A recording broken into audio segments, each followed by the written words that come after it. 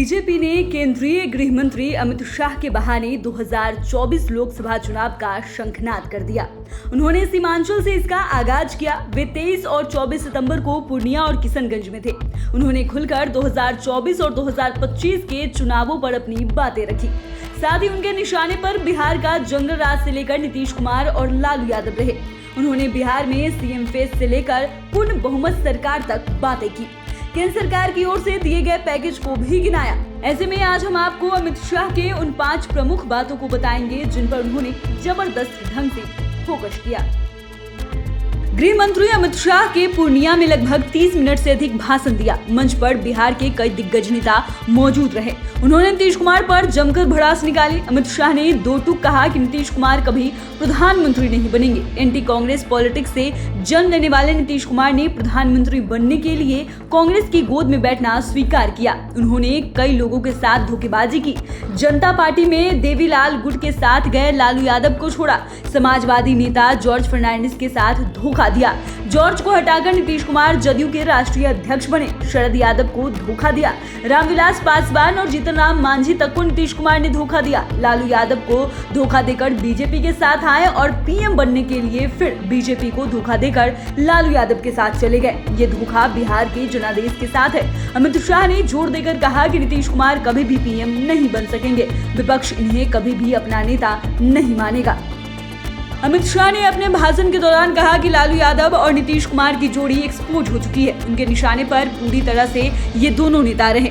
Media reports की माने तो अमित शाह ने अपने 31 मिनट के भाषण में 2 दर्जन से अधिक बार लालू नीतीश का नाम लिया। उन्होंने कहा कि 2024 में लोकसभा चुनाव में लालू यादव और नीतीश कुमार की जोड़ी को खत्म कर देंगे। इन दोनों का सुपरा साफ हो जाएगा। यही हाल 2025 के बिहार विधान चुनाव में भी होगा। मेरे आने से लालू नीतीश की जोड़ी को पेट में दर्द हो रहा है। कहते हैं कि हम झगड़ा लगाने आए हैं। मैं झगड़ा लगाने नहीं आया हूँ। नीतीश तो लालू की गोद में बैठे हैं। ये जोड़ी बिहार को आगे नहीं ले जा सकती। मुझे पता है कि नीतीश कुमार जी मेरा भाषण सुन रहे होंगे। मैं यहाँ किए गए वादों का हिसाब लेने आया हूँ। मैं कहना चाहूंगा कि नीतीश जी आप कलम लेकर बैठ जाइए। जितना अनुष्क होगा नोट कर लीजिए। लेकिन ये जोड़ी अब नहीं चलने वाली है। नीतीश की एक रणनीति है, कुर्सी मेरी सुरक्षित रहनी चाहिए। बीजेपी को धोखा देकर नीतीश कुमार ने बिहार का विकास रोका है। आने वाले चुनाव में बिहार की जनता इन्हें सबक सिखाएगी। उन्होंने इस बात पर भी जोर दिया कि नीतीश कुमार और लालू यादव दोनों बिहार को गुमराह कर रहे हैं। अमित शाह ने लालू यादव और नीतीश कुमार के अलावा एक और नाम पर बड़ा हमला कर दिया है। वो जब नीतीश कुमार का नाम ले रहे थे तब उन्होंने जदयू के राष्ट्रीय अध्यक्ष ललन सिंह को निशाने पर लिया था। अमित शाह ने अपने स्टाइल में कहा कि नया नेता बना है ललन सिंह। दरअसल बिहार में महागठबंधन की सरकार बनने के दिन से जदयू की ओर से ललन सिंह काफी तल्ख तेवर अपनाए हुए हैं। उनका हमला सीधा नरेंद्र मोदी और अमित शाह पर होता है। हमला ही नहीं करते बल्कि वे अटल बिहारी वाजपेयी, लाल कृष्ण आडवाणी, मुरली मनोहर जोशी की भी प्रशंसा करते हैं। पॉलिटिकल एक्सपर्ट भी मानते हैं कि ललन सिंह के हमले से बीजेपी के दिल्ली वाले नेता खूब तिल मिलाए हुए हैं। यही वजह है कि अमित शाह के निशाने पर ललन सिंह भी आ गए हैं। अमित शाह जब ललन सिंह को नया नेता कहा तो इस बार भी पलटवार करने से वे नहीं चुके।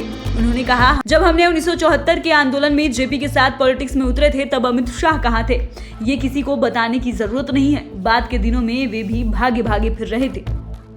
अमित शाह ने अपने हमले में जंगल राज को सबसे ज्यादा निशाना बनाया। जंगल राज को लेकर तो वे चीखने चिल्लाने लगे। उन्होंने लोगों से चिल्ला कर पूछा कि क्या उन्हें फिर से जंगल राज वाला राज चाहिए, क्या उन्हें फिर से फिरौती वाला और अपहरण वाला राज चाहिए। जब लालू यादव सरकार में आ गए तो इसे आने से कौन रोक सकता है। बिहार में नई सरकार के शपथ ग्रहण के साथ ही कानून व्यवस्था की स्थिति चरमरा गई है। अमित शाह ने कहा कि अब चारा घोटाला करने वाले लोगों को मंत्री बना दिया गया है। अब सीबीआई को बैन करने का प्रयास नीतीश कुमार कर रहे हैं। ये भूल गए हैं कि इन्होंने सीबीआई को आवेदन दिए थे।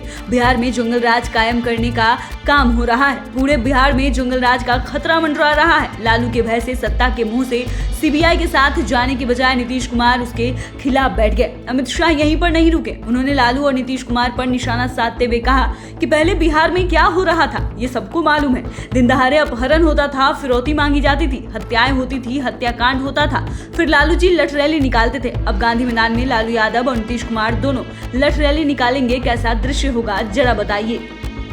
बीजेपी विधानसभा चुनाव में अक्सर सीएम फेस नहीं बताती है। चुनाव जीतने के बाद वो अपनी नेता चुनती है। 2015 के बिहार विधानसभा चुनाव में बीजेपी अकेले चुनाव लड़ रही थी। उस समय भी जदयू महागठबंधन के साथ आ गया था। उस चुनाव में बीजेपी का कोई सीएम फेस नहीं था, लेकिन इस बार पूर्णिया के भाषण में अमित शाह ने बिहार के सीएम फेस पर बात कही है। उन्होंने कहा कि 2024 में होने वाले लोकसभा चुनाव के बाद बिहार के लिए अपने मुख्यमंत्री के नाम की घोषणा कर देगी। उन्होंने ये बात पत्रकारों से बातचीत के दौरान कही। अमित शाह ने बताया कि अब हम पूर्ण बहुमत से सरकार में आएंगे। इसके लिए हमने कोई जल्दीबाजी नहीं की है। अभी हमारा फोकस 2024 लोकसभा चुनाव पर है और इस चुनाव के तुरंत बाद हम बिहार के लिए अपने मुख्यमंत्री के नाम की घोषणा कर देंगे।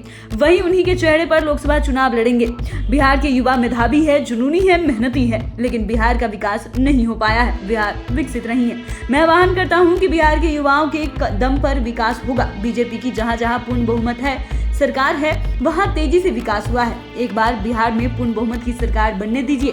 2024 चुनाव में हम लालू नीतीश की जोड़ी का सुपड़ा साफ कर देंगे और यही हाल 2025 विधानसभा चुनाव में होगा, जब बीजेपी बिहार में पूर्ण बहुमत की सरकार बनाएगी। तो फिलहाल के लिए इतना ही। अगर आपने अभी तक चैनल को सब्सक्राइब नहीं किया है तो सब्सक्राइब कर ले। फेसबुक पेज को लाइक करना ना भूले। वीडियो देखने के लिए आपका धन्यवाद।